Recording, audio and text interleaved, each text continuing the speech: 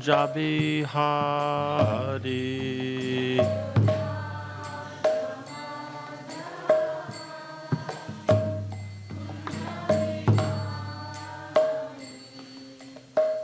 Gopi Jana Balaba Girivardhari.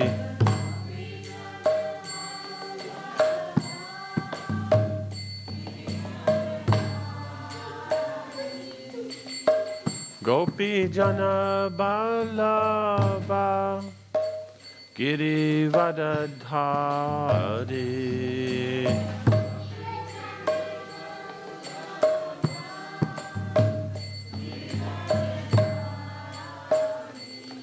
Jayo Radha Madhava Kunja Bihari.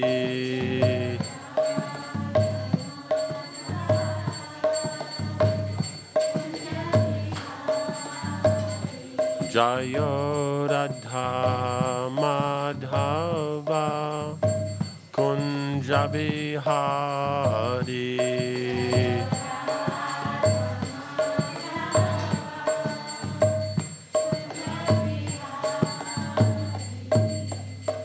Gopi Jana Balaba Girivardhari.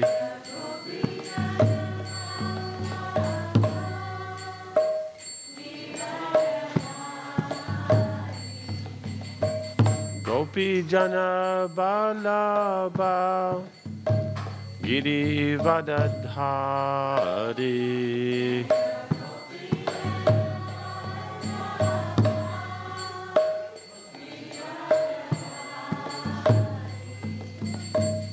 Jashoda Nandana Braja Jana Ranjana.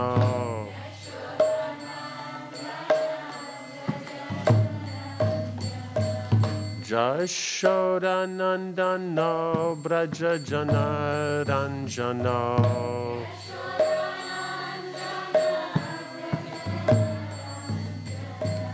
Jashoda Nandana Braja Jana Ranjana.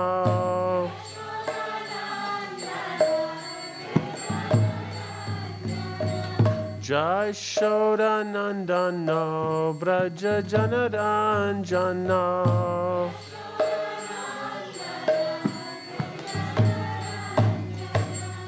Jamuna Tira Vanachari.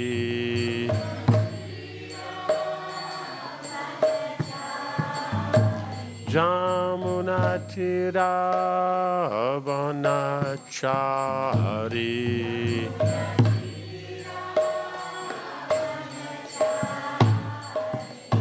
Jayo Radha Madhava Kunja Bihari.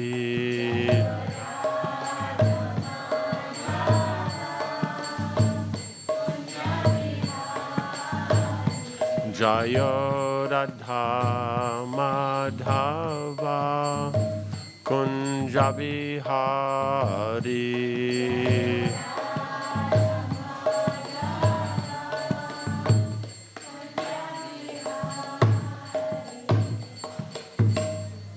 Jayam Vishnupad Paramahansa Paribrajacharya Statarasata Shishimad.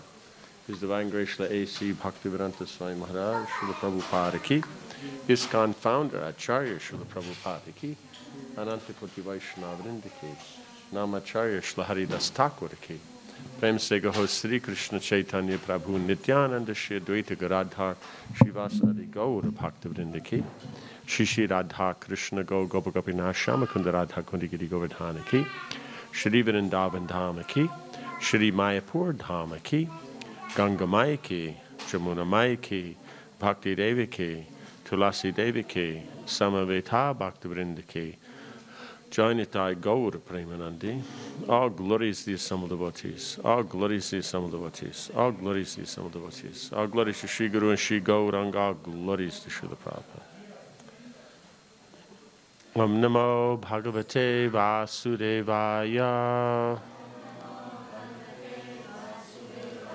Om Namo Bhagavate Vasudevaya.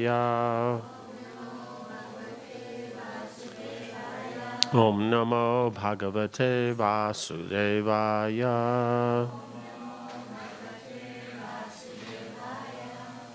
Okay, we're on text. So Canto 11, Chapter 5, text 35. Narada's teachings. No, this is the morning one. We need the 11th canto. Oh, this is 11th canto. We're not on Chapter 5. That's in the morning. We are on the other one here, Chapter 2. Okay, I was thinking, what's going on here? Narada was, we were doing this. Okay, then same. No, but this is now we're on text 36. Okay. Maharaj Nimi meets the Navayogendras. In accordance with the particular nature one has acquired in conditioned life, whatever one does with body, words, mind, senses, intelligence, or purified consciousness, one should offer to the Supreme, thinking, this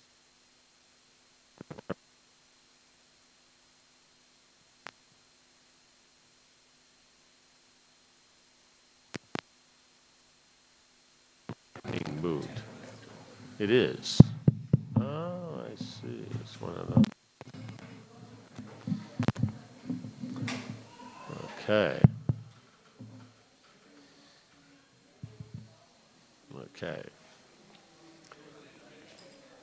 Srila Sridhar Swami has commented, although one may be still in the bodily concept of life, he should offer the fruit of his work to the Supreme Personality of Godhead. Right? So that one may be still in that bodily consciousness, but the result should be given. Because generally speaking, if we're in bodily consciousness, we tend to, the work that we like to do, that's because it's connected with the conditioning we have and how we identify ourselves. So we may or may not, we may have a tendency to not see that in connection with the Lord. So that's why then at least the result is given. Then it's devotional service, right? We're engaging things according to as it says, according to the particular nature, and all these aspects, body, words, mind, senses, intelligence, purified consciousness. So any of these, then, any best is all, but even if any of it's connected to the Lord, you'll get a benefit. Right?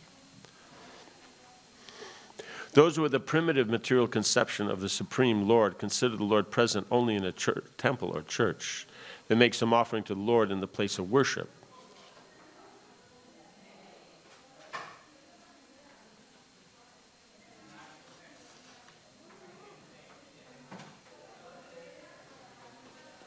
Okay. Not thinking that God is present everywhere and within everyone. We have practical experience of so many so-called religious men who become offended if their children try to become servants of the Supreme Lord. Srila Sridhar Swami is quoted, the regulation that one should serve the Supreme Lord. Yeah. The regulation that one should serve the Supreme Lord does not refer only to prescribed religious paths, ceremonies, and regulations. Rather, all the activities one performs in this world, according to one's personal nature, should be dedicated to the Supreme Personality of Godhead. Does that make sense? So, in the religious process, then there are certain things that are recommended. And so, when we say that serving the Lord doesn't mean just offering that. At least you're offering that. Those rituals that are recommended, the results coming from the religious activities, that's offered. But it actually should be everything that you're doing is connected to the Lord. Everything is for His pleasure. Right? That's what one's trying to get to. Because that's what we see is the Navayogendras, they're on that transcendental platform. So that's what they're trying to offer to Maharaj Nimi. Right? So, yeah.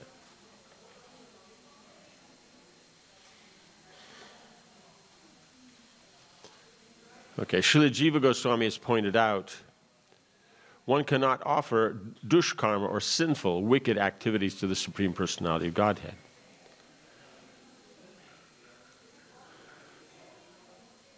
The example may be given that although in a free society each person is allowed to choose his own occupation, even a democratic government will not allow a citizen to choose the occupation of a thief or murderer. Right? Does that make sense? Right. So you're offering the religious aspects, right, according to Swan Swabhava, like that. But it's not that sinful things are what's engaged. That's why we say it's religious things are engaged. Religious are always then situated in goodness and is defined by scriptures. That's what should be offered, right? So it doesn't mean that someone who's in a sinful position can't offer the results of their work if they understand what the essential point is. But then generally the speaking is if they can understand the essential point, then they would be inclined to either not, be giving up that sinful position. So what's trying to be, does that make sense? What's trying to be avoided here is that we say everything, anything according to your nature, and well, this is my nature. Whatever I feel and whatever I'm doing, I offer to Krishna, even if it's not recommended or even if it's sinful, right? Because someone could say that.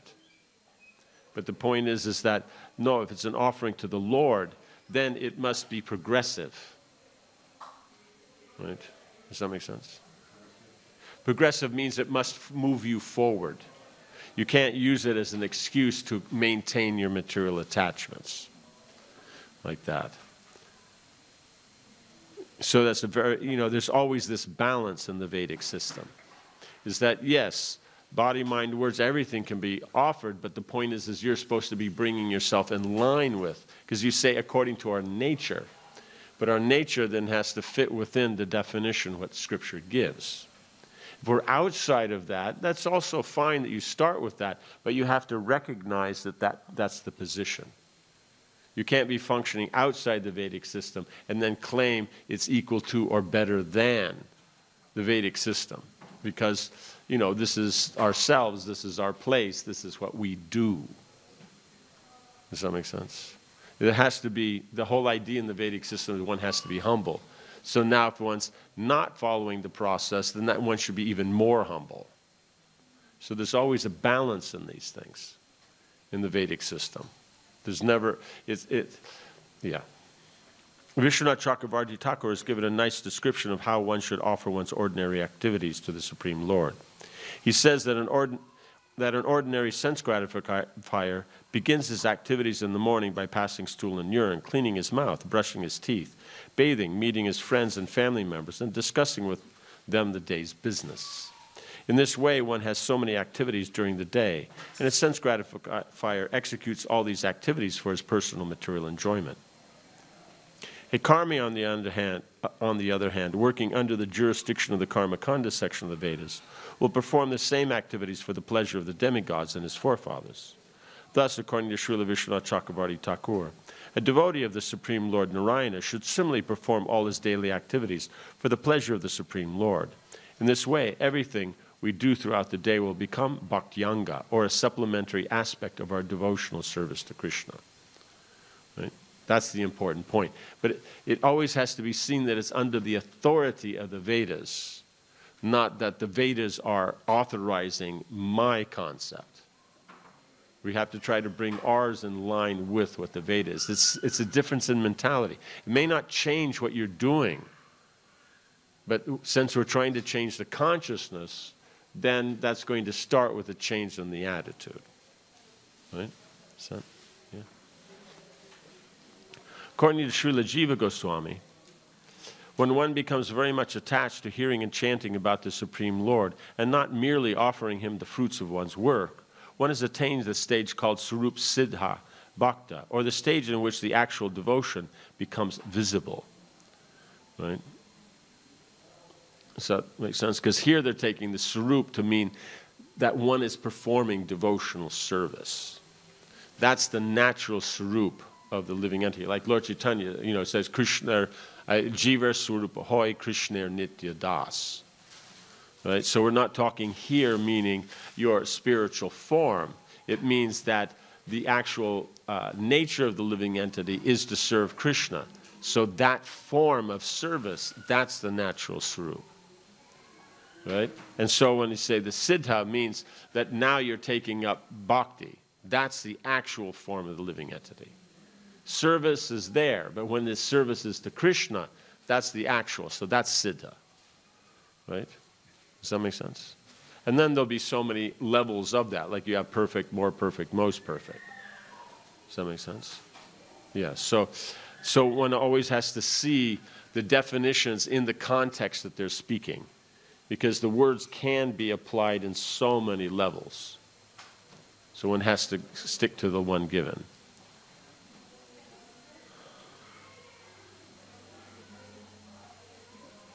Srila Jiva Goswami has quoted several verses that very nicely show the development of love of God. Quote, "May the merciful Lord show mercy on me by demonstrating the misery created by sinful desires. Unintelligent persons have unflinching affection for the objects of sense gratification. Similarly, may I always remember you, so that same attachment applied to you never leaves my heart." So that's from Vishnu Purana. And then, "As the minds of young girls take pleasure in thinking of a young boy, and those of young boys take pleasure in thinking of a young girl, may my mind take pleasure in you." And last, "Whatever attraction I have for pious or sinful activities, let that attraction be wholeheartedly invested in you." So he's not trying to get rid of attraction as a principle, just shifting it from the material to the spiritual. Because you can't get rid of attraction. This question comes up a few times in the scriptures. I think it comes up, with the 4 Kumaras speaking to Hamsa Avatar, and it also comes up with Devahuti speaking to Kapila Muni. That when will my mind stop this attachment and just give up the attachment, to whatever's going on?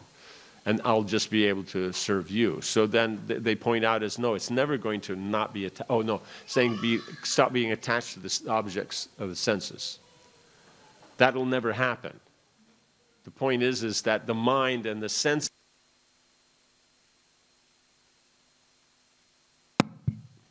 when's the, how you say,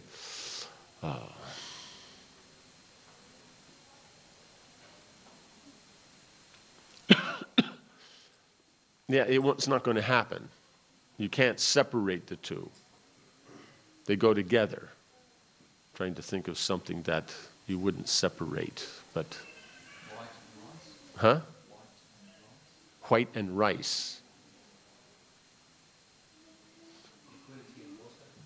Liquidity and water. Yeah, they're just not going to change like that. Does that make sense? So it's going to go on. Right? So, yeah.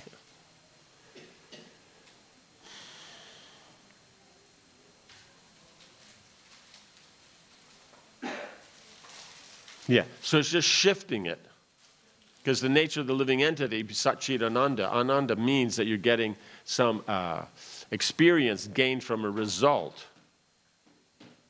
So that's going to remain. It's just a matter of if you're applying that in the inferior position in the material or to the superior position in connection with Krishna. That's then what you're trying to do. You're trying to shift. We're not trying to stop it, and then we're trying to shift it. Because stopping it, that's what Arjuna said. That's not going to work. Because the yogis try that, the jnanis try that, and it just makes someone very dry. Does that make sense? That's the, what's it? Too much gyan makes Jack a dry boy. Right? Like that. Yes. Yeah. Text 37. Fear arises when a living entity misidentifies himself as the material body because of absorption in the external illusory energy of the Lord. When the living entity thus turns away from the Supreme Lord, he also forgets his own constitutional position as a servant of the Lord. Right? So when one is turning your attention on the conditioned nature, but in doing so, you also then forget the Lord and your constitutional position as servant of the Lord. So it's a dual thing is happening. We're identifying with the body, and we're forgetting that we're servant of the Lord. So that's the thing. Material consciousness then accomplishes both of these. So very efficient, right? So that's something is pointed out here, because in Sanskrit you get this point of it's a dual result, like that. Generally, we always talk about something. You do something, it gives a single result. You know, or we could say it gives this or it does that. But in Sanskrit, it actually, how it's written, it shows that both are there at once. It's a particular, I can't remember what's the grammatical aspect of it. But you generally have something that's one, or something that's just showing existence of something is a I think it's verbs. You have verbs that are just existence, like Krishna is swimming. You know, nothing's happening. Right? Well, generally people say swimming is the verb, but technically is the verb. Because Krishna is existing in a state of swimming. Because there's no accomplishment from that swimming being mentioned. You say Krishna is swimming to the other side of the Jamuna, now there's an accomplishment. Now it's not just the existence. Right? Does that make sense? But in Sanskrit grammar, you can also have a double result. Right? So this is a very nice example, is that you're becoming attached to, by your consciousness becoming attached to your conditioned nature, identifying, and at the same time you're forgetting your relationship with the Lord. Yeah. So that's why if you focus try to remember your relationship with your Lord, you give up that identification and attachment with the material. So the dual happens in reverse. Like that. So, yeah. Yes. Okay, yes. So that spirit siddha. Yes. Swami, he discusses spirit siddha as, so you're discussing it as the practitioner. They achieve spirit siddha, or they're in spirit siddha to engage in bhakti. Mm-hmm. There's also, I've heard it explained also in relation to the activity itself. So something is constitutionally bhakti, like chanting the holy name, hearing, chanting, glorifying, serving the deity. That activity itself is spirit siddha, in contrast to things that are sangha siddha, or they're made into bhakti by connecting it. So we take your morning bath. No? Yeah. You wouldn't want to take that. I mean, that's the one Bhaktivinoda Thakur uses. Sure, okay. And then aroka siddha, where you offer the result. Okay. Like, I work hard selling things, and then I take money and make an offering. Okay. So 3 different aspects of bhakti. Swarup siddha constitutionally, sangha siddha becomes bhakti through its connection with. So we take floor, we take a building, and make it into a temple. Okay. Or we do mundane things, or varnashram things. Right. Siddha, and they become. Yes. We project, but we offer it to Krishna. Okay. Yeah, I would say because these words, because basically you come down is that you have Krishna. And so just by saying Krishna, technically everything's included.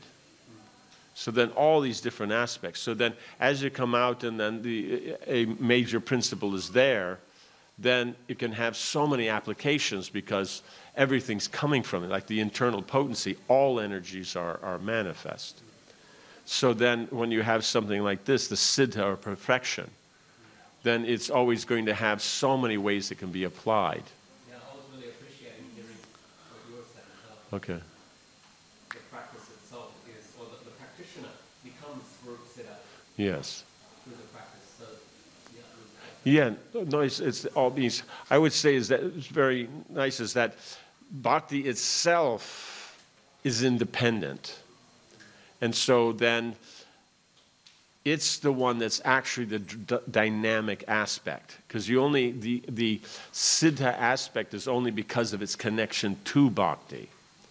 If it's not connected to bhakti, it's given a different name. Right? So then the activities that there is, we could say easily, because here he's giving the point about hearing and chanting. So then the activities that, what's being formed, the result is actually directly Krishna. So there's no, I'm chanting Hare Krishna, but it's directly Krishna. You don't have to take any steps to get to that. That's why it's called direct. So then in the 64 items, then 5 are mentioned as they're the direct ones. And if you look at it, the other 64 that are there are angas of those, or preliminaries, or things that are favorable towards, like that. But in essence, you can say those 5. So hearing and chanting, associating with devotees, hearing Bhagavatam, living in the Dham, worshiping the deity. These are direct because there's no step between them. So that would be what you were mentioning there, that what do you call it? Yes, Surup Siddha there. Then you would have the Sangha Siddha. Then it's like you said, the bath, because you can, by taking the bath, it creates health in the body. But that itself is not devotional service. Now, if you're from that, and then you've taken your bath, now you go and worship the deity, or you chant, or something like that. Now it's become connected. So then by Sangha Siddha. So it's an indirect activity.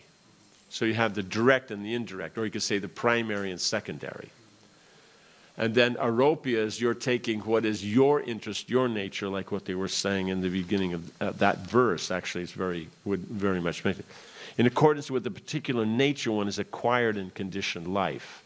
So you're taking your nature, your values and all that, and then that is being projected onto what you're doing. Because what's happening is it has a generic position. Then you put your values onto it, then you can apply it.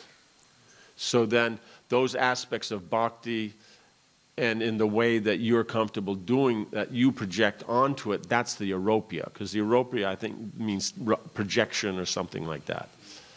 So, in other words, it might not necessarily be an important thing, or you're deciding that this is, but it's not against Scripture, it's supported, but, we are doing that. So I think that would more be taking into consideration your values. You know what I'm saying? So you have the direct activities, indirect activities, and then your values. Because the direct and indirect are going to be defined by Shastra.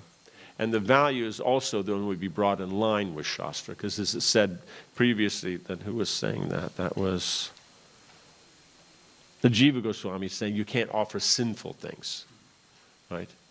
So, because the form of it, how is that going to be useful for Krishna? Right? Because the sinful form, that's not an interest to him. And saying, I'm offering to you for your pleasure, how is that going to please him? So we see when Prabhupada was talking to that, one of the I guess, the drunks outside the front of the 26th 2nd Avenue, he's talking about the taste that you get from wine, that the taste that you perceive, that you're attracted to in the wine, that's Krishna. Offer that to Krishna, because that is Krishna. The wine itself isn't.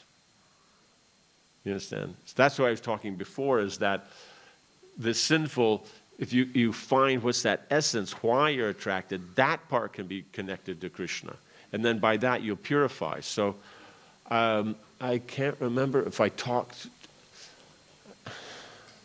I don't remember if I was talking to the devotee. It seemed to be 2 instances of this. And in one of them, I was either talking to the devotee who it was him, or one of those ones that he told the person and then. Because there's one where the taste is there, and the other one they told him, offer the pure water in wine.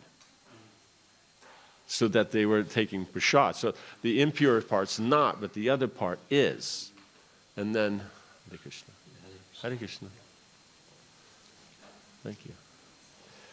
Then they also became purified.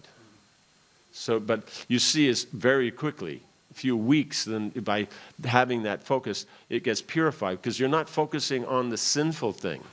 You're focusing on what is the what is the quality you're attracted to in it? Or, what are the pure elements of it?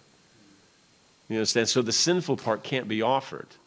So it's not that, oh no, but he's offering the wine. No, he's not offering the wine. He's offering the pure water in the wine. Or it's not about the wine, it's about the actual taste that he gets. What is the experience he gets from that motivates him to drink that wine? And so then that's going to, you're connected to Krishna. That will purify the heart. Then you will give up that attachment. Because we see as after, in one case I was told it was 2 weeks. The other case I'm not exactly sure how long it was. But then they gave that up. They became a devotee. So at least one of the two became a devotee. I'm not sure about the second one. And so, yeah. Yes. Can I ask a related question? So offering what's simple, I want to ask about virtue. Okay. I don't know how to frame this, but I'm having this realization, like in terms of what gives rise to bhakti, and it tends to be virtuous people, but not necessarily. Mm-hmm. No? Another aspect to this. I have a sense where sort of truth, kindness, compassion, beauty, forgiveness, if you take those things to their absolute purest form, Mm-hmm. it becomes no different from Krishna. Mm-hmm. Krishna is the absolute truth, Krishna is absolute beauty, Right. absolute Mm-hmm. truth. And so I have a sense, but I don't know how to place it, Okay. whereby your association with the reflection or the abhas Mm-hmm. of the absolute truth, or the abhas of kindness, Mm-hmm. compassion, forgiveness, courage, in this world, even though it's abhas or a reflection, it's reflecting Krishna's absolute nature, Mm-hmm. and so it's purifying. Mm-hmm. And so my sense is that in some way it's bringing you closer to Krishna. You could say it's elevating, means like Krishna says, just to start with that point, is that, because I think you have to separate this very nicely if you want to get it very clear, is that Krishna says there's only one path. So you're either going towards him or away from him.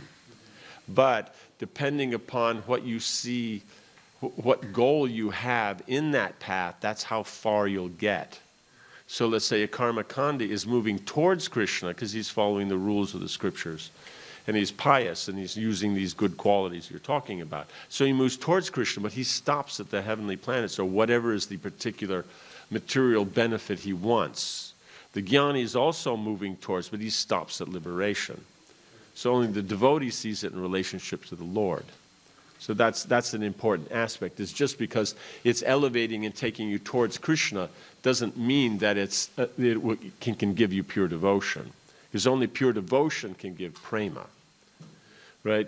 That you're performing your duties with the proper attitude, with detachment, using good qualities, that can bring you to the point of liberation. But that's the maximum you can get. Just like Nama Bas can get you to liberation, but only Shuddhanam will get you prema. Is that, yeah. So, yeah. Then you're dealing with the various ingredients. So it's all Krishna, but then we look at that, being Krishna is just the existential aspect. So it's just the existence of it. So then that has to be applied.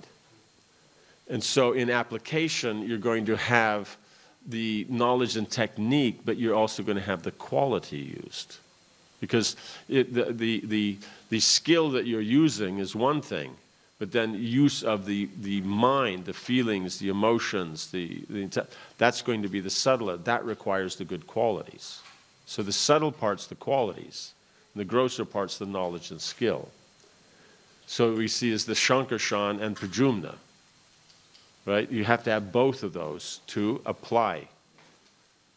Right? Then you can get, because when you get a result, from the knowledge and skill, I apply that properly, I will get the result in the medium of the knowledge and skill. But that itself is still abstract to the living entity. Because for them, what's concrete is the experience. Because if I do something and the experience I get is good, I'll say it's a good thing. Bad, I'll say it's a bad thing. But actually it's just one thing. And one person calls it good, one person calls it bad. So the thing itself is abstract because it can be used in any way, any way.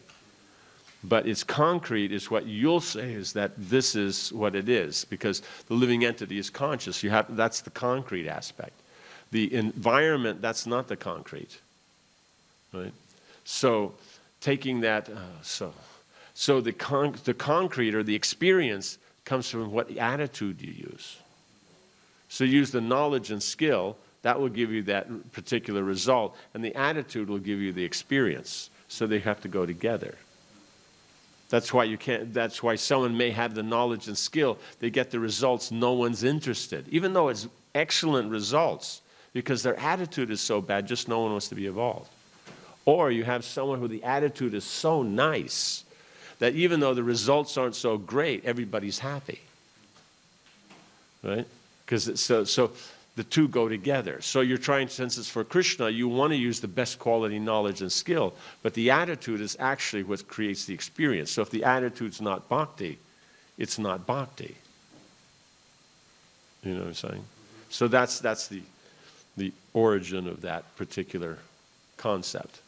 Is that the trying to please Krishna, that's the bhakti, not the activity. So that's why it's called Sangha Siddhi, because it's not that. So whatever religious process you're using in Krishna's service, that's not the bhakti. It takes on the nature of bhakti, like iron and fire. It takes on that nature. But it's not actually bhakti itself. It's the attitude in doing that for Krishna that gives it that point. So all the secondary aspect is the part that's being engaged. And the attitude of devotion to Krishna, trying to please Krishna, that's actually the bhakti. Right? So as you go, you can get it finer and finer, so, like that. So does this make sense? So in the philosophical, because you were wondering what that is, this is called Satkaryavad. That's from Vedanta Sutra. It means that the cause is in the effect. So because Krishna, he has those nature, therefore anything expanding from him has that nature. You know, it's like the example given of clay and a clay pot. If you understand clay, you know how the pot works. But if you don't understand clay, then you may think that, the pot won't break if you drop it, or, right? But if metal pot won't because you know metal. Clay pot will because you know clay. So when you know Krishna, that's why it says if you know Krishna, you know everything. Because then, understanding Krishna, if you apply that into any field, you can see how Krishna's in that field. Because it's all him. But it's him through his energies, because he's non-different from his energies. But at the same time as he is a person, is different. That's the fun part. So everything's connected to Krishna. Everything can be seen in relationship to Krishna. But then it's just a matter of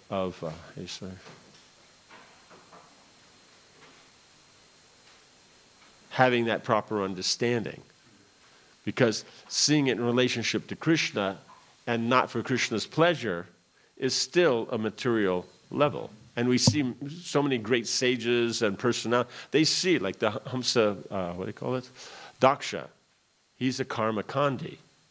And we see from, so many stories, just his materialistic position. So even in devotional service, he wouldn't be that advanced, even if he would be counted in some way as a devotee or not. But generally, he generally don't see he's given credit for being a devotee. But you see in the his Hamsa Guya prayers, really nice prayers. Hamsa Duda prayers, Hamsa Guya, Hamsa Veda, Hamsa something, Hamsa Guya, 6th canto. Like that. Hamsa Duda, that's a bus, and Sankirtan, and yeah, that's another. Oh yeah, yeah. That's also okay. That's even better. Better samskar, right? So then, or vriti, like that. So good. So in there, the knowledge about Krishna, and that is very exact. You see, anytime the prayers by the demigods, anything, they're always bringing out these very, very subtle and exact points about Krishna. But it's why are you seeing that way? That's what makes it devotion, pure devotion, or karma misra bhakti, jnana misra bhakti, or bhakti misra karma, bhakti misra jnana. Just depends how far down you want to take it on how much the bhakti is there. So now, I would say is he has faith in the eternal form of the Lord. So that will put him on that, how you say, in the devotional path, but he's so absorbed in karma. So, like Indra gets so distracted by his position and his management. So then, I think Prajapati Daksha gets so distracted by his duties as a Prajapati, like that. So,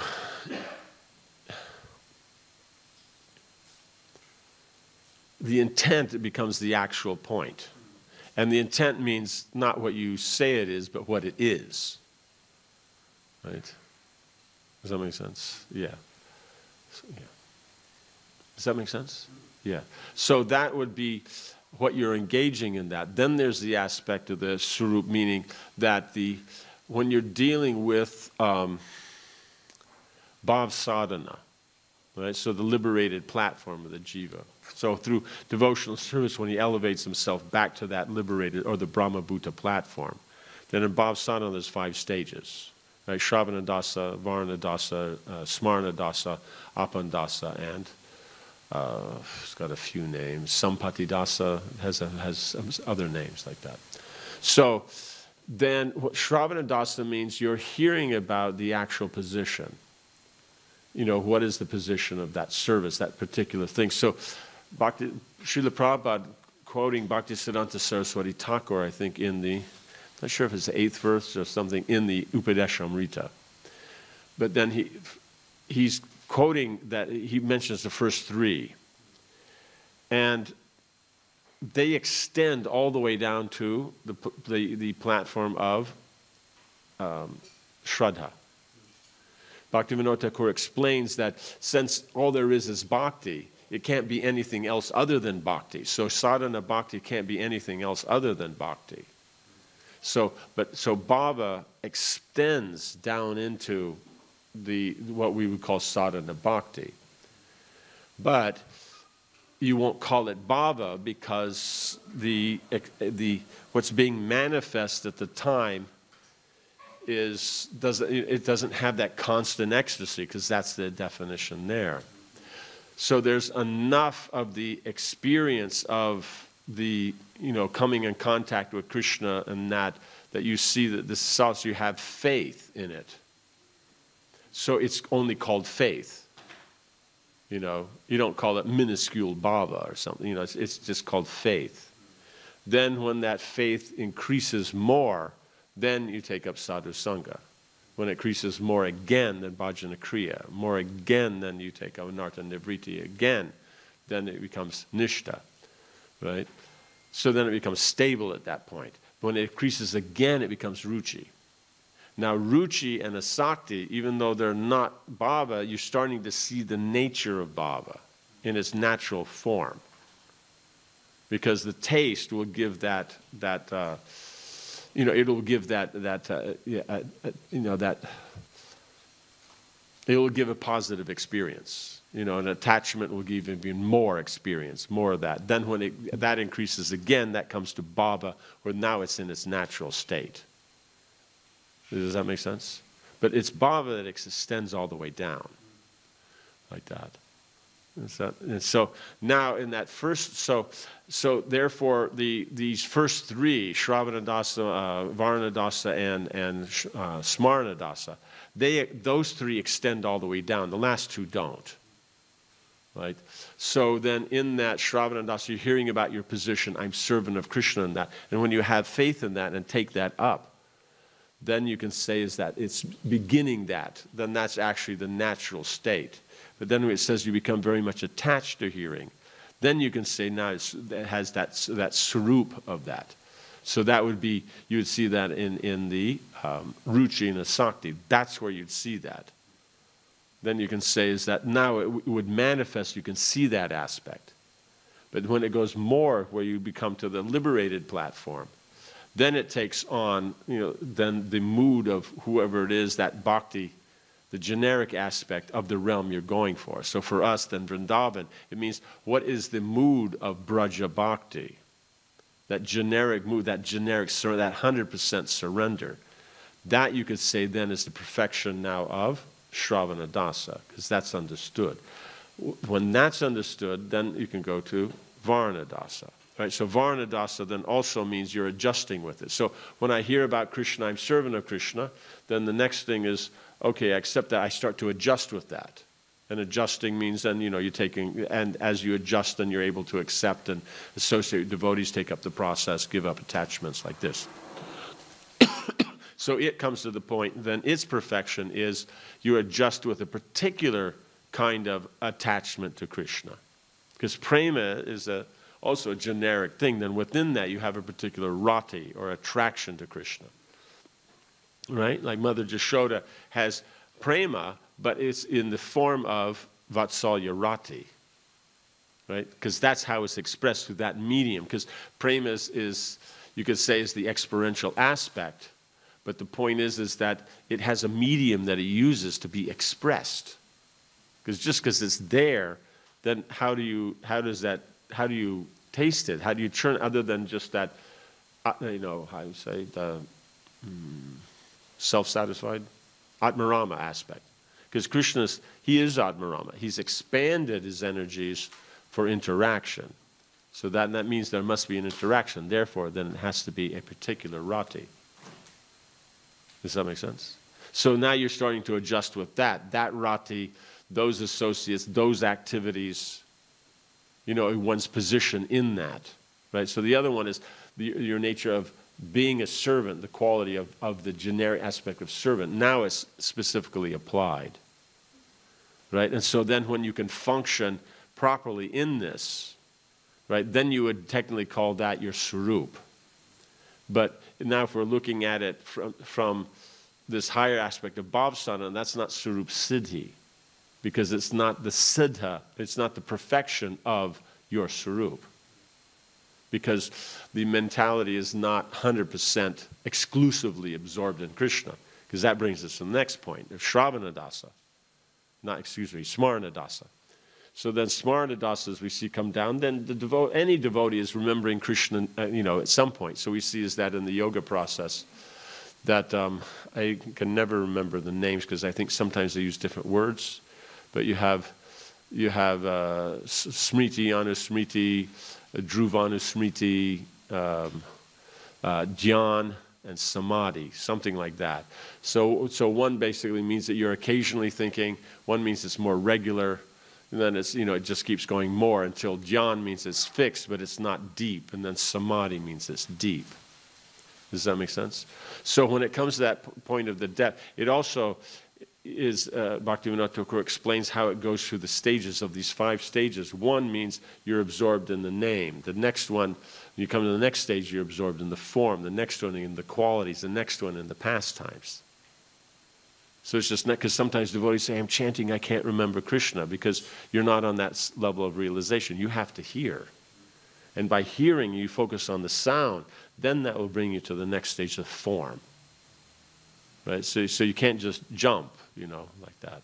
Does that make sense? It means you can try to remember, but don't be disappointed if it doesn't stay there, because the mind isn't at that level yet.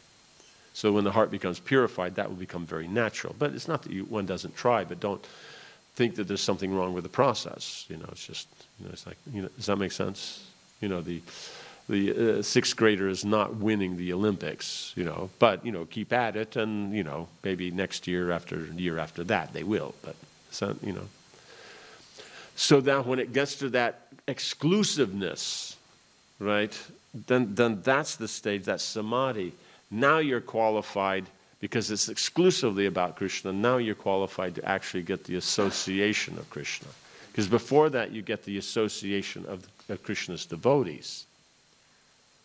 And then when you come to that stage, So then it also then you know, for us, then that would be, that's the position of Purva Rag, that complete attachment to Krishna. But it's before you've actually met Krishna. Now coming to that, now you can meet Krishna. And meeting Krishna and then being situated in now applying that particular love for Krishna in the training that you've gotten from the eternal associates, and that being fully absorbed in Krishna, now when you can apply it, that apan das, that's technically Sarup Siddhi. Because now your Sarup is actually come to its perfectional place, because now it's being used. Before that, now you have the spiritual form, and you know what it is. Before that, then like here, you have that attachment and that absorption in the devotional process. Right? So you see there's different levels of that Sarup Siddhi. You can call it Sarup Siddhi at any of the levels, like that. But in the form that, you know, they're thinking that I'm there in the pastimes, and that's actually that fourth level. But they're trying to claim that that's the first thing you do. So that's why the problem with the Sahajis, since they don't study Shastra, they actually really don't know what they're talking about technically. You know, they just, whatever they feel like, then that's, you know, I mean, yeah. It's like the contemporary cultures, whatever you feel, that's the, yeah. So, yeah. That makes sense. Then when that comes, then when that's situated there and that brings you then to prema, then or it means, yeah, you come to that point, because prema, you can't still have any attached connection here. Right? So if one's only in the spiritual form, then it just naturally goes into prema, and then that's called vastu siddhi. Because now it's substance. Vastu means it's real, it's substance. So then now you're permanently in that position. Even though that's your natural position to be in, but now you can say, another term for, I think, for that fifth position is called inheritance. Now you've inherited the position. Right? Because it's yours now. Otherwise it's there, just like the father's estate. It's there, but you have to qualify. Right? So that's there. Now if you're embodied and you're doing all this through meditation, then you would, that point, Sarup Siddhi, then you're involved in it and taking part in the path. But when you come to the point where now you're qualified for prema, you would actually leave the body. Right? So they're just moving on to prema, to vastu siddhi. But here then you would say that they left. Does that make sense? Yeah. So that's the various levels of the kinds of siddhi.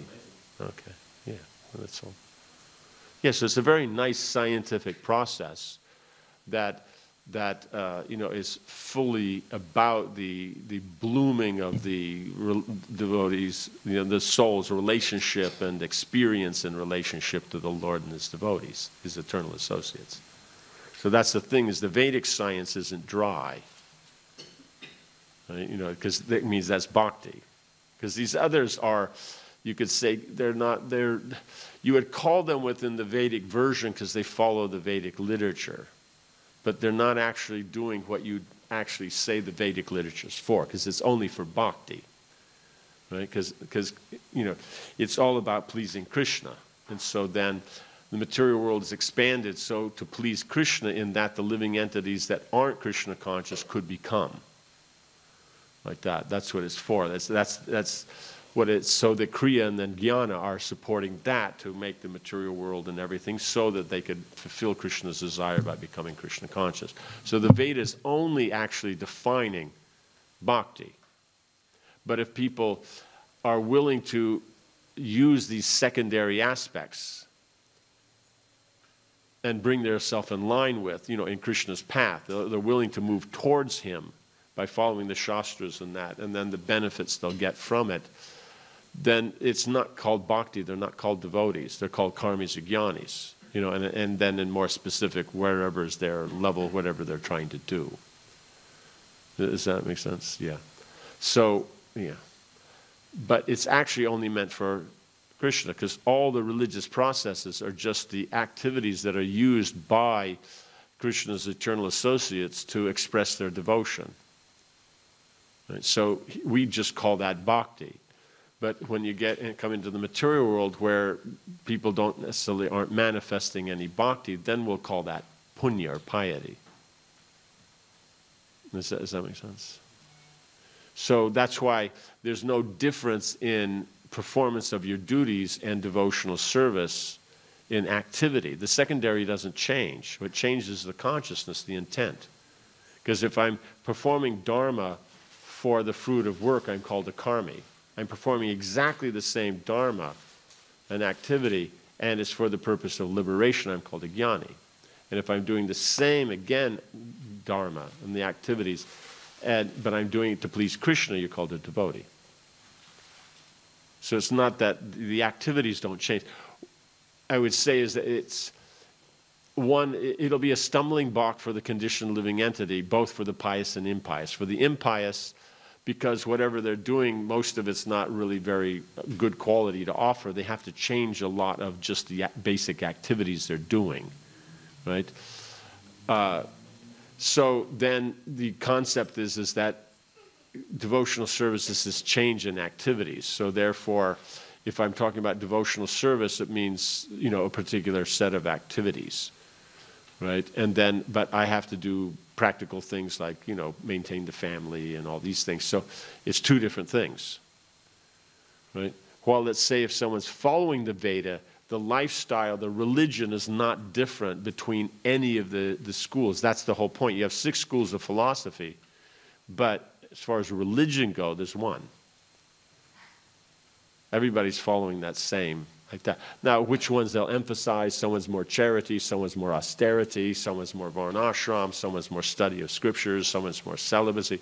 So these religious processes, they're all, intertwined with each other. They're all connected.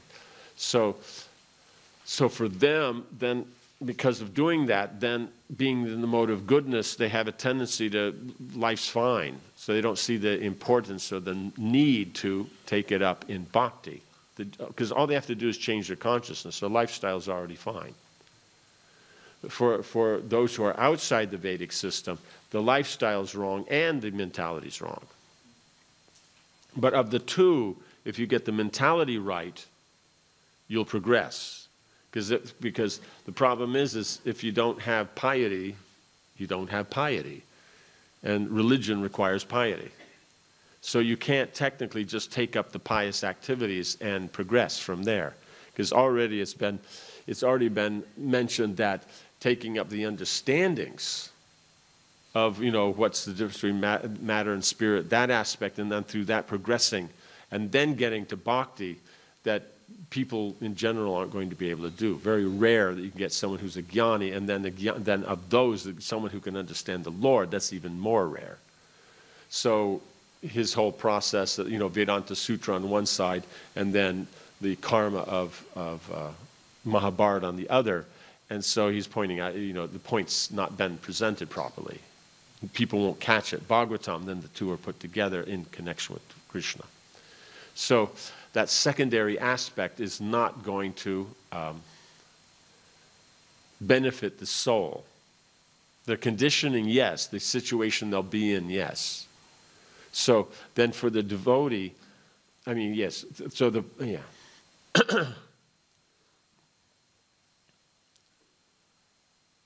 So for us, it's just like liberation isn't something special.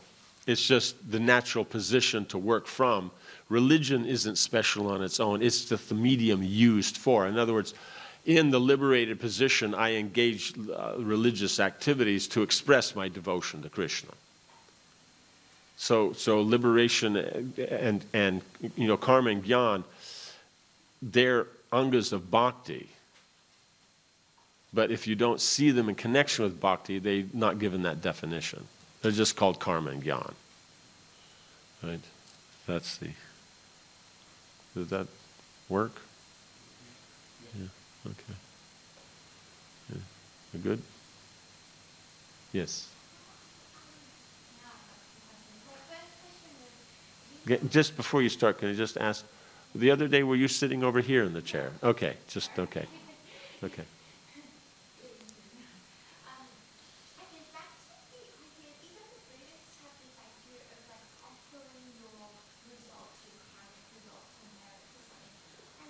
Karma result to who?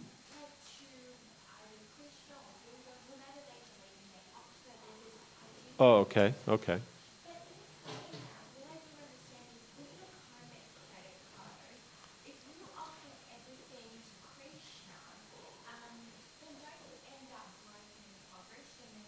Broken and impoverished.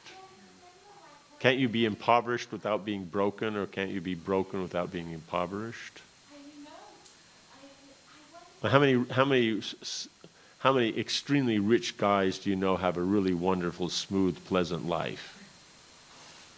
Right? So they're broken but wealthy. And then you have people who have no money, but they have very nice family situations, and you wouldn't consider them broken.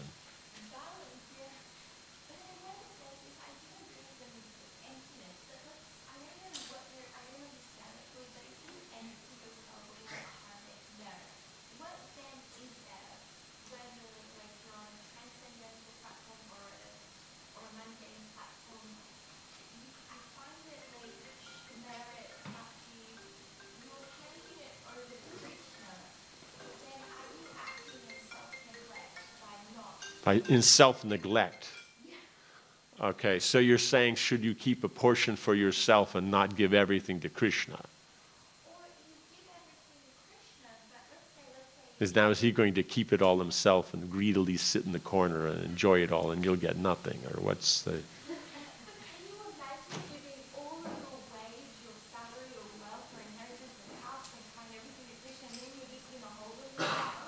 But you have a hole in the ground. That's pretty good. Some people don't have a hole in the ground. They're just sitting on top of the ground. Right? You know, it's like any animal would love to have a hole in the ground. Like that, you know, that's good, right? You know, like that. Is that what you say here? Hole in the ground? In America, we say hole in the wall, but it's a hole somewhere, right? You know, some variety. Not a black hole, huh? Yes, very holy. Yeah, that's not, Prahlad said, no, that's a very holy position. So that's a sacred position, right? And how about a hole in the mountain? They call it caves, and sadhus live in them. And yeah, so then, but they're happy.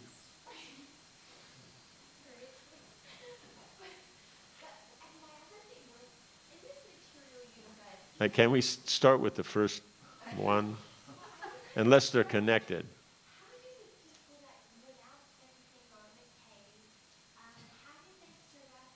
Because,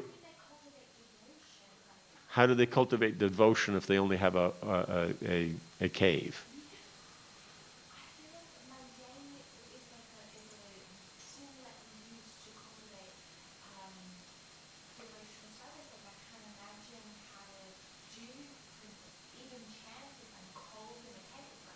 But why are you cold in a cave? Someone was just telling me about a cave they visited, and they're quite warm. Because they're inside the mountain, so that means the temperature of the earth is what temperature they always are. So from what I understand, the earth's always at 23 degrees, so not too bad. And then that means when it's hotter outside, it'll still be 23 degrees. So then they don't have to pay for air conditioning. You know, and that costs a lot, right? So then, you know, hey.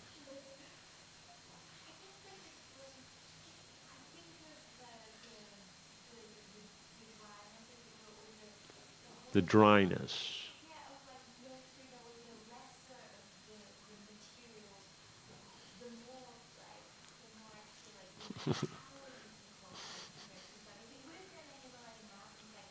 No, what if, but you're not. I mean, you can maybe be in the Blue Mountains, but you're in not the, yeah. No, why say what if? What if you're on Pleiades and something, you know? You know, what happens if that Arctic lamp that you thought you were going to offer to Krishna actually was a reptilian shape changer, and when you go to pick it up, it walks off, you know? Yeah, okay, so. Yeah, no, we won't get, let's stick with what you've already asked, okay?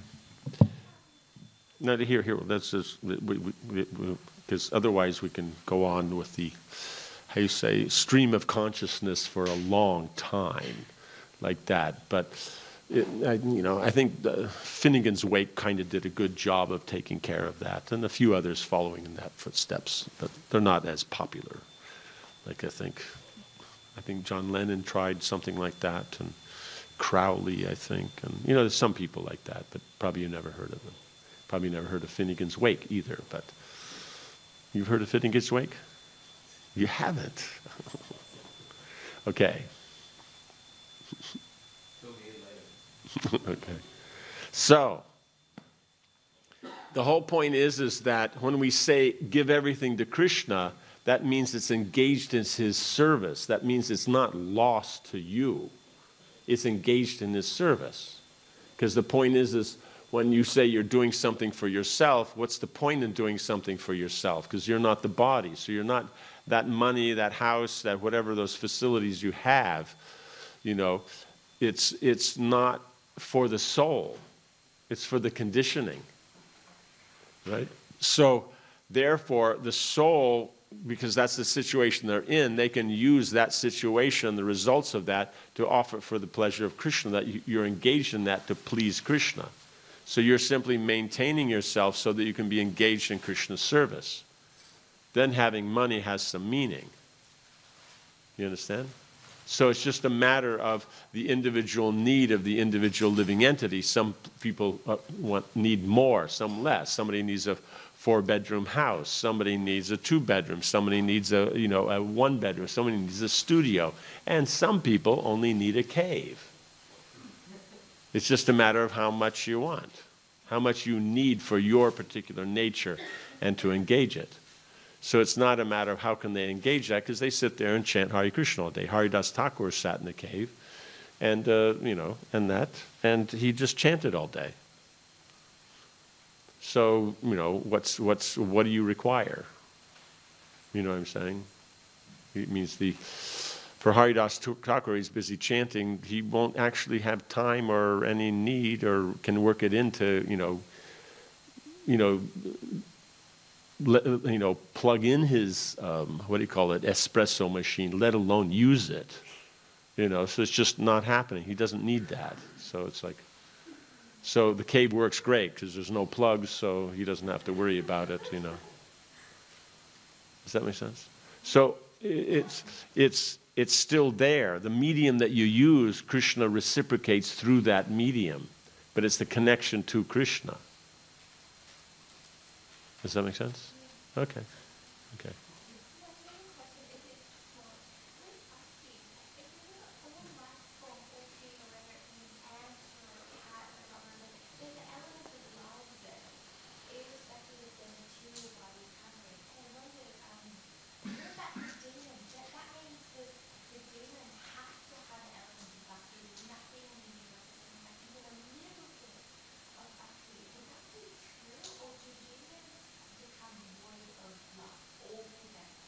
So you're asking if demons are Buddhists because of the voidist aspect.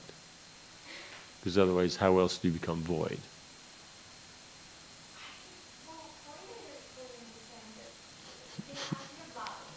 Okay, let's stick to that one, okay? So the point is the living entity has that, the natural position is the living entity has love for Krishna. So prema is there. But if they don't apply that sentiment towards Krishna, they apply it because he's the primary aspect. If you only apply it to the religious or the secondary aspects that you're going to use, that you should use for Krishna, to please Krishna, but you don't, you use for yourself, then that quality manifests as lust. You understand? So you can say as all living entities in the material world, they have lust. But the forms that they will use to express that lust are the same forms they use in the spiritual world to express love for Krishna. So that's why we can get an idea of that concept of love here, because we'll call that lust love. But it's not actually. Because love means it's about the other person. Lust means it's about yourself. So you may care for the other person because of what benefits you get from that, and you like being with them. But it's not technically about them. While in the spiritual world, it's about Krishna. Right? So then all living entities in the spiritual world, they have an inherent quality of friendship towards all the other living entities in the spiritual world. Right? Well, here, then it'll manifest as friendship, compassion, or indifference. Yeah, but in the spiritual world, it's just friendship. It doesn't have these other qualities. Okay, very good. Yeah?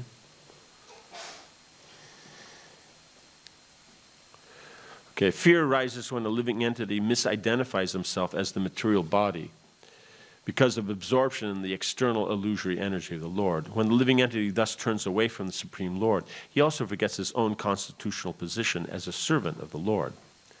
This bewildering, so in other words, turning it the other way, where you're remembering I'm the servant of Krishna, then it finds its perfection as it matures as prema. That's the perfection of understanding your position as a servant of the Lord. Does that make sense? Right? Because that faith that's the position comes to its mature position. Prabhupada also defines prema as mature faith. Because as we said, faith is there. You have, let's say, just for discussion's sake, 1 unit of faith. We'll call it Shraddha. So someone takes up the process, has faith in Krishna. Now when it increases by that devotional process to 2 units, we'll call that Sadhu Sangha. When it increases to 3, we'll call it Bhajana Kriya, 4 Anartha Nivriti, 5, like this. So when it comes to its fullness in faith, that's called prema. Does that make sense? Yeah. This bewildering, fearful condition is effected by the potency for illusion called Maya. Oh, yeah, okay. Is affected by the potency, okay. So this bewildering, fearful condition means Maya, then, she's the one who puts this into effect. Therefore, an intelligent person should engage unflinchingly in the unalloyed devotional service of the Lord, under the guidance of a bona fide spiritual master, whom he should accept as his worshipable deity and his very life and soul. Because the spiritual master, through instruction, is connecting you to Krishna. Right? And because of that, then you will move forward in Krishna consciousness. So that's the real thing. So that's why then the spiritual master and, the spiritual master, the devotees, the associates of the Lord, they're accepted in that position because through them you get Krishna. We're not going to get Krishna directly. We don't know. We wouldn't know where to look. Right? Does that make sense? They know, so that connection to them, that brings you to them. Brings you to Krishna. Yeah? According to Srila Sridhar Swami, the objection may be raised that since fear is caused by ignorance, it can be dispelled by knowledge and there is no need to worship the Supreme Lord. The living entity falsely identifies with its material body, family, society, and so on, and he simply has to give up this false identification. Then, what will Maya be able to do? In reply to this argument, Sridhar Swami is quoting the following verse from Bhagavad Gita 7:14. Daivi hiesha gunamayi mama maya duratyaya mam eva ye prapadyante mayam etam tarantite. This divine energy of mind consisting of the 3 modes of material nature is difficult to overcome. But those who have surrendered unto me can easily cross beyond it. Okay.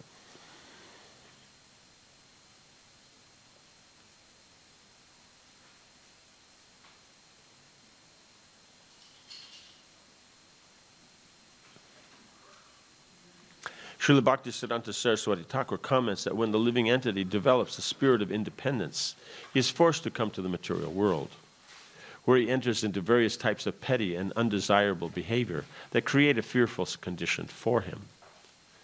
The Bahiranga Shakti, the illusory potency of the Lord, covers all the trace of the Chit Shakti and imposes one material body after another upon the living entity for his gross sinful enjoyment. As a further punishment, the living entity who has given up his living relationship with Krishna loses all power to perceive the eternal blissful form of the Supreme Lord, who is his actual shelter. Instead, the living entity becomes attached to many temporary phantasmagorical forms, such as his personal body, the bodies of his family members and friends, his nation, his city, with its buildings and cars, and innumerable types of ephemeral material ephemeral material scenery. In such a gross state of ignorance, the idea of returning to one's original ideas no longer even crosses the mind. So that's what we mentioned before, is that he said that this dual aspect, you identify with the body, you forget about your relationship with the Lord. The more the identity, the more you forget. Does that make sense?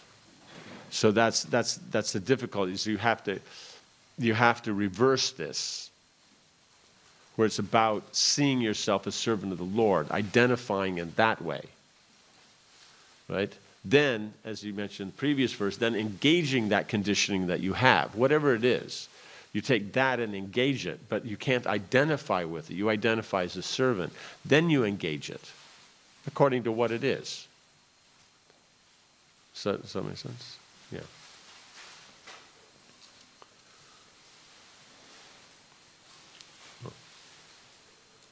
Okay. So, just getting rid of having knowledge of the Lord isn't enough, because it has to be by devotion. Krishna only reveals himself, because by that attachment, then you actually can't see the Lord. The two things happen at once. So it's only when Krishna reveals himself, then you'll know. So it's not that through material knowledge you can know Krishna. So you can be super intelligent, you can still not know Krishna. Right? That's the difficulty. It has to be he reveals himself. He reveals himself when you follow the religious processes as recommended in the scripture under the direction, as mentioned here, the spiritual master. Right? When the spiritual master says, this is what you should do, in this way, do these activities in the right attitude, that will please Krishna. Then Krishna is pleased. Yes? So, under direction of equals and banta? No, it will means the understanding of Abhideya will come before applying it. Right? So when you understand I'm servant of Krishna, you understand the attitude that one should have, the results of devotional service, and what's the proper process. All that together, that's called Sambandha Gyan. So the Sambandha Gyan covers the understanding of all the other aspects. Abhideya means where you actually apply it. Does that make sense? So there's a slight difference there. And then the science of its application, then that's what Rupa Goswami is given. Right? Does that make sense? Yeah.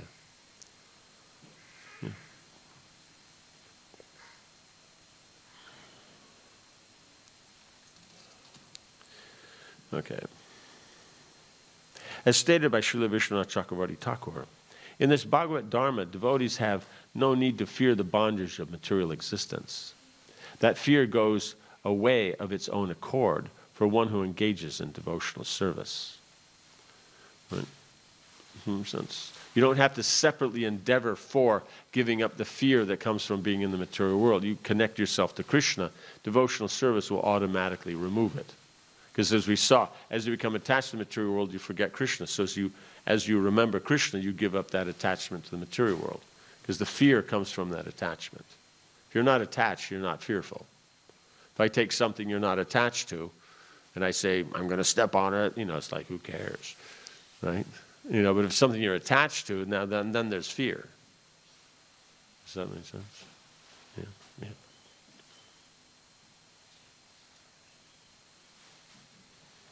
Okay, text.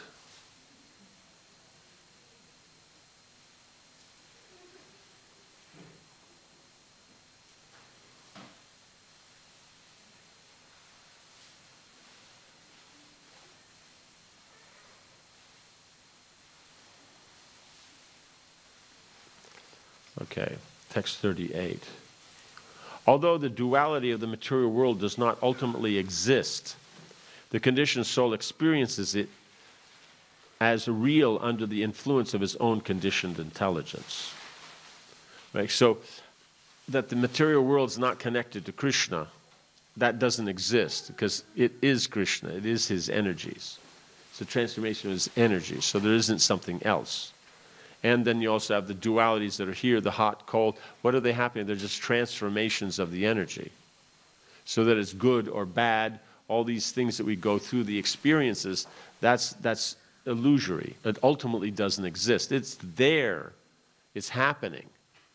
But ultimately it doesn't matter because you're not the body, you're the soul. So they ultimately don't have a meaning. Right?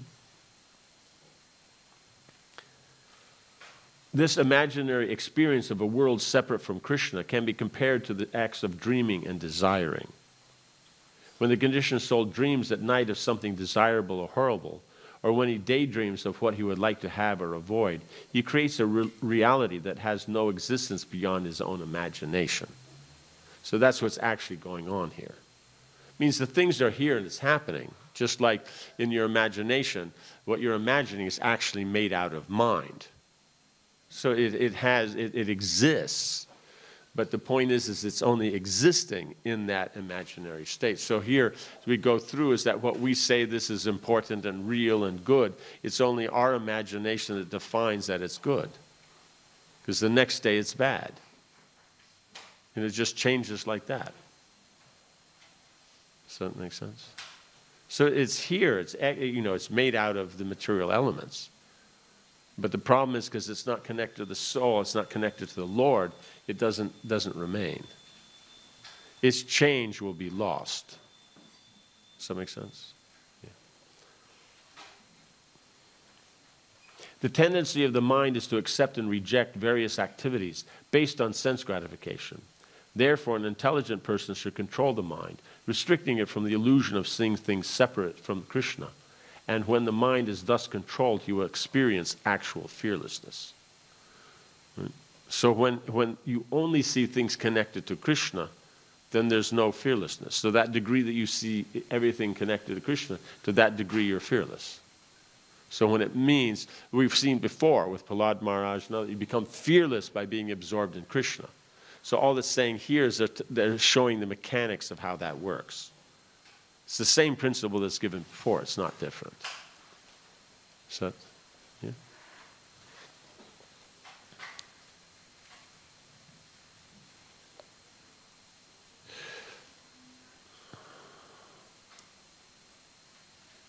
Okay, Lord Krishna states in Bhagavad Gita, Mam ekam sharanam braja.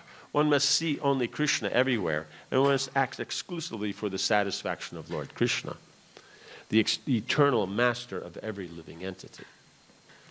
So that's when you see it all in connection with Krishna, that's what it means by you're surrendering to Krishna, giving up all other religion and surrendering to Him.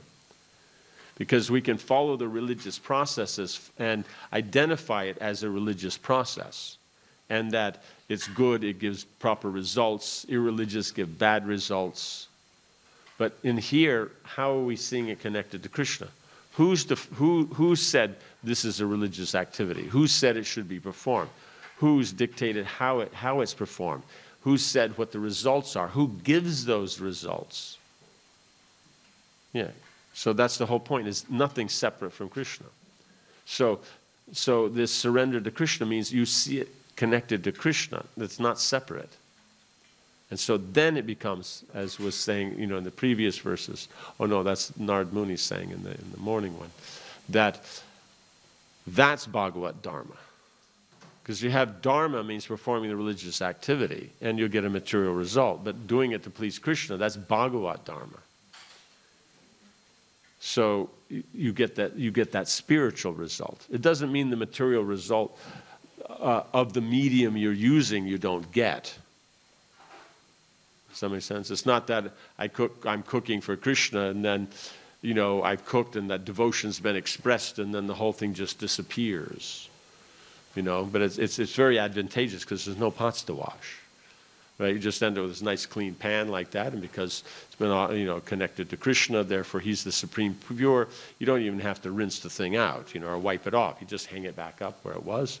Be careful, it's like that. And that makes sense? Right? Isn't that how it works? No, the point is you're cooking, so then there's a result, there's the devotion, but there's a result in the form of cooked items. And then whatever you cook, that's what's left. You know what I'm saying? It's not that you boil some potatoes because you don't have time, and then when you finish boiling and make the offering, you come and then it's lasagna. No, it's not going to happen like that. Yeah, it's going to be boiled potatoes. Right? So whatever you do, it will be that. But the point is it's not about that. It's about Krishna. Let's say it's not about this. It's about that, which is Krishna. Does that make sense? Yes. Okay, so we'll stop here. Jai Grantaraj Srimad Bhagavatam ki, Srila Prabhupada ki, Samaveta Bhaktivinoda ki, Jai Nitai Gaura Premanandi.